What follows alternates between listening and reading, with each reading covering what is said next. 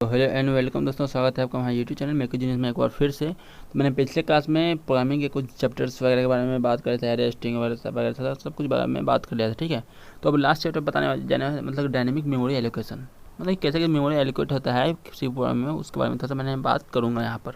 ठीक है, तो वही तो यहाँ पर देखिए मैंने क्या लिखा है इसमें। सबसे पहली बात, सी इज ए लैंग्वेज। क्या लिखा मैंने? C is a language with some fixed rules of programming. For example, changing the size of an array is not allowed.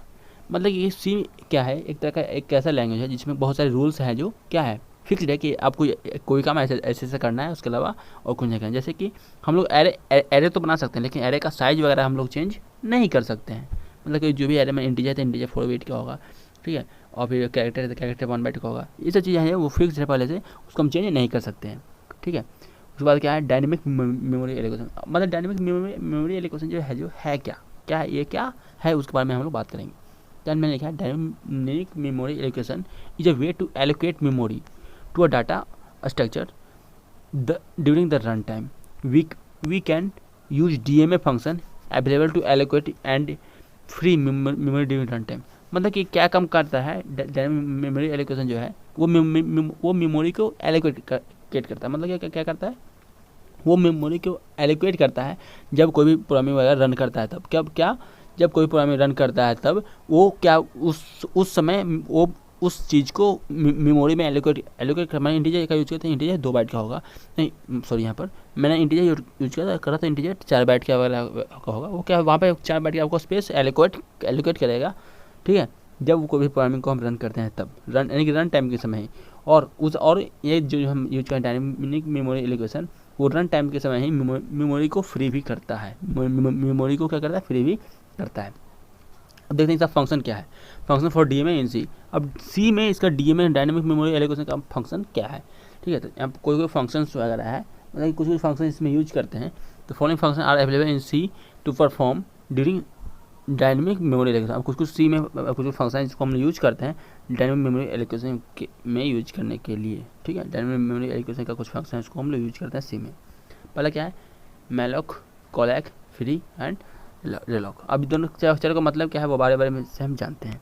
ठीक है, मैलॉक का मतलब क्या हो गया मैलॉक जो फंक्शन है उसका मतलब क्या हो गया, मेमोरी एलोकेशन। हम लोग ये समझ लीजिए, malloc stands for memory allocation. It takes number of bytes to be allocated as an input and return a pointer of type void। मतलब कि क्या है कि मैलो का मतलब क्या हो गया कि वो क्या करता है, मेमोरी एलोकेशन। पहले मैलो का फुल फॉर्म क्या होगा, मेमोरी एलोकेशन। ठीक है, अब ये क्या काम करता है, ये नंबर ऑफ बाइट लेता है। ठीक है, नंबर ऑफ बाइट जो कि एलोकेट किया गया है और अलाउड किया गया किसी भी चीज़ को इनपुट करने के लिए, और क्या रिटर्न करता है, हमेशा क्या करता है, पॉइंटर में वो रिटर्न करता है। यानी कि बताता है कि आप जो भी आप यूज कर रहे हैं उसका साइज कितना है, वो आपको यहाँ पर बताता है। इसका सिंटेक्स क्या हो जाएगा, इसका सिंटेक्स हो जाएगा PTR is equal to int star malloc 30 into size of int. मतलब कि हम लोग यहाँ पे मान लेते हैं कि मान लेते हैं हम 30 इंटीजर वगैरह यूज करें तो 30 पॉइंटर साइज ऑफ इंट। अभी यहाँ पे कौन क्या है, मतलब ये जो यहाँ पर मैंने इंट यूज किया है, इंट स्टार। ये क्या है, casting void pointer to int. मतलब कि क्या कर रहा है, वॉइड प्रिंटर को, वॉइड को पॉइंटर मैंने यहाँ पे बता रहा है कि हम लोग जो भी आपको बताएगा कि पॉइंटर में कितना स्पेस ले रहा है, वो यहाँ पे क्या बताएगा, इंट बताएगा। 8 बाइट, 10 बाइट, 20 बाइट, 30 बाइट, जितने भी बाइट बताएगा वो आपको इंटीजर में बताएगा। 8, 9, 10, ये तो क्या है, एक तरह का इंटीजर है। ठीक है, मैं यहाँ 30 क्या है, 30 for a space of 30 int. मतलब हमें यहाँ पे बता रहा है कि ये जो यूज करने वाले हैं वो कितना सारा, मैं यहाँ पे स्पेस लिया है कोई भी एरे वगैरह में, तो 30 साइज लिया है, इसलिए 30 यहाँ पे मैंने लिखा है। ठीक है, अब यहाँ पे देखिए साइज ऑफ इंट। अब साइज ऑफ इंट में अभी एक आपको इंट का साइज जो है वो आपको रिटर्न करेगा। साइज ऑफ की एक इंट का साइज जो है वो यहाँ पे बताएगा। ठीक है, यहाँ तक समझे। चलिए आगे, the expression return a null pointer if the memory can not be allocated. अच्छा, अगर मेमोरी एलोकेट नहीं होता है तो क्या हो जाएगा, जो भी मैंने लिखा वो क्या रिटर्न करेगा, नल पॉइंटर रिटर्न करेगा। मतलब कि कुछ भी नहीं रिटर्न करेगा। एक यहाँ पे देखिए मैंने एक क्विज के तौर पर लिखा है, तो देखिएगा, ध्यान दीजिएगा। Write a program to create a dynamic array of 5 float using malloc को यूज करते हुए एक क्या लिखना है, प्रोग्राम लिखना है। ठीक है, जो क्या करना है, जिसमें 5 फ्लोट को यूज करते हुए एक डायनेमिक एरे तैयार करना है। ठीक है। दूसरा क्या है, कैलॉग फंक्शन। दूसरा क्या है, कैलॉग फंक्शन। अब कैलॉग फंक्शन क्या है, तो देखिए मैंने लिखा है Kellogg stand for continuous allocation, it initiate each memory block with a default value 0। ठीक है, सिंटेक्स। इसका सिंटेक्स क्या होगा वो जान लेते हैं। पहले कैलॉग के बारे में जानते हैं। कैलॉग का मतलब क्या हो गया कि कोई कंटिन्यूअस वो क्या मेमोरी को एलोकेट करते जाता है, क्या करता है, 0 से शुरू होता है, कंटिन्यूस वो मेमोरी को एलोकेट करते जाता है। और ये जब भी शुरू होगा तो कहाँ से शुरू होगा, 0 से शुरू होगा। ये जब भी शुरू होगा तो कहाँ से शुरू होगा, 0 से शुरू होगा। इसका सिंटेक्स क्या है, सेम उसी तरह है। मैलोक की जगह क्या यूज करेंगे, कैलॉग यूज करेंगे। PTI float star Kellogg 30 into size of float. ये क्या हुआ, कैलॉग का मतलब क्या है, allocate continuous space in memory for 30 block float. मतलब कि समझ में आ गया। चलिए अब आगे बढ़ते हैं। If the space is not sufficient memory allocation fails and null operation.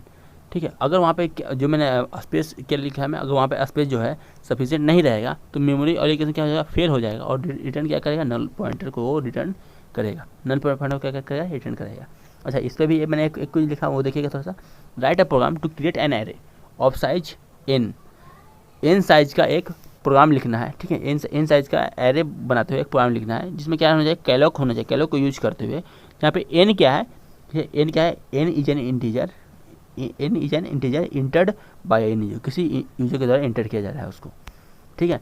अच्छा, फ्री फंक्शन एक मैंने बताया था, फ्री फंक्शन क्या है उसके बारे में जानते हैं। We can use free function to deallocate the memory. मतलब कोई किसी में मेमोरी में कोई चीज़ वैल्यू एलोकेट किया गया है उसको क्या करना है, डी एलोकेट करने के लिए फ्री फंक्शन का हम लोग यूज करते हैं। तो मैंने इस बात क्या लिखा, the memory allocation using Kellogg malloc is not D allocated automatically. ठीक है, जो मैंने मेमोरी एलोकेशन किया कैलॉग और मैलॉक का यूज करते हुए उसको वो ऑटोमेटिकली री एलोकेट मतलब कि उसको वहाँ से उसको हम फ्री नहीं कर सकते हैं। ठीक है, अपने आप वो फ्री नहीं हो सकता है। इसका सिंटेक्स देख लेते हैं। फ्री पीटीआर मतलब मैंने जो भी पीटीआर जो भी पॉइंटर मैं यहाँ पे लिखूँगा, जो भी पीटीआर मैं बनाया था वहाँ पे एलोकेट किया था उसको फ्री करने के लिए मैं सीधा फ्री पीटीआर यूज करूँगा। ठीक है, यहाँ पे देखिए write a program to demonstrate the usage of free and with malloc. मतलब कि मैलॉक से मैंने जो पॉइंटर से मैंने बनाया था उसको क्या करना है, फ्री करना है, उसको क्या करना है, उसमें से उसको हटाना है। तो वहाँ पे फ्री यूज करें उसी को दोनों को यूज करते हुए आपको यहाँ पे प्रोग्राम लिखने के लिए मैंने दिया है। ठीक है, देख लेते हैं लास्ट चौथा। इसमें क्या है, क्या लिखा है चौथा में, री alloc sometimes the dynamic allocated memory is sufficient और मोर देन रिक्वायर्ड। अब मैंने क्या बोला है कि समटाइम्स कुछ कभी ऐसा होता है ना कि डायनेमिक जो मेमोरी एलोकेट किया गया है वो कम रहता है या फिर बहुत वो क्या रहता है, कम रहता है या फिर बहुत ज़्यादा रहता है। क्या जो भी मैंने एलोकेट किया हुआ मेमोरी है वो क्या या तो कम है। देखो मैंने एरे मैंने यूज कर रहे हैं, मैंने क्या किया, 5 डिजिट का एरे यूज कर रहे हैं और पहले से मैंने इसको कितना स्पेस दे रखा है, 4 ही दे रखा था, क्या है कम हो गया। या फिर 5 का यूज कर रहे हैं, मेरे पास तब मैंने 30 दे रखा है, तो क्या कोई ज़्यादा हो एलोकेट मेमोरी है, उसी बारे में ये बात कर रहा है। यहाँ देखिए realloc is use to allocate memory of new size using the previous pointer and size. मतलब कि मैंने पहले से मतलब कम दे रखा है उसको बढ़ाना है, तो वहाँ पर क्या किस यूज करेंगे, री एलोक का हम यूज कर सकते हैं। ठीक है, देखिए मैं इसका सिंटेक्स देखिए, पीटीआर री यहाँ पे सिंटेक्स में क्या लिखा है, पीटीआर पहले पॉइंटर री एलोक पीटीआर न्यू साइज, मतलब नया साइज वगैरह करना है। तो फिर यहाँ पे एक और पीटीआर री alloc PTR 3 into size of int, मतलब जो भी मैंने साइज रखा उसका 3 गुना मैंने सीधा बढ़ा दिया। पीटीआर नाउ वही pointer now point two this new block of memory is capable of storing 3 integer. अब यहाँ पे क्या है, कैपेबल ऑफ स्टोरिंग 3। अब यहाँ पे जो भी अब वो मेमोरी लगेगा उसका इंटीजर का 3 गुना यहाँ पे आ जाएगा। ठीक है, चलिए अब यहाँ पर मैं वहाँ पे 1 इंटीजर लेता, अब यहाँ पर क्या हो जाएगा, 3 इंटीजर लेगा। ठीक है, यहाँ तक समझ आया। चलिए ये हो गया आपका क्या हो गया, आपका ख़त्म हो गया कौन सा चैप्टर, सी प्रोग्रामिंग का लास्ट पॉइंट था ये था। इतना कुछ तो पूछता नहीं है कभी कोई एग्जाम में, बट आपको थोड़ा आपको बेसिक नॉलेज करके बता दिया गया कि नहीं, आपको कोई भी चीज़ छोड़ा नहीं गया है, आपको सारी चीज़ को बता दिया गया कि नहीं, सारी चीज़ को बारे में बता देता हूँ, कोई भी आपको छोड़ दिया नहीं जाए। ठीक है, इसलिए मैंने इसको डायनेमिक मेमोरी एल्गोरिथम को बताया। वैसे तो ये कहीं नहीं पूछा जाता है, लेकिन फिर भी मैंने आपको बता दिया है। ठीक है, तो चलिए मिलते हैं फिर आपको अगले वीडियो में कुछ और नए टॉपिक के साथ, नए वीडियो के साथ। तो अगले हंसते रहिए, मुस्कुराते रहिए और चैनल को सब्सक्राइब जरूर कीजिएगा। जय हिंद।